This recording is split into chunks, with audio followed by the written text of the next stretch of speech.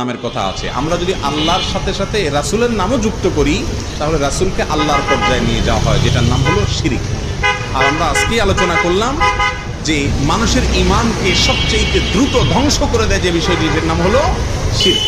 নবীকে ভালোবাসতে হবে এবং নবী করিম সাল্লাল্লাহু আলাইহি সাল্লামকে প্রাণের চাইতে, জীবনের চাইতে বেশি ভালোবাসতে হবে, কিন্তু তাই বলে তাকে আল্লাহর সমকক্ষ মনে করা যাবে?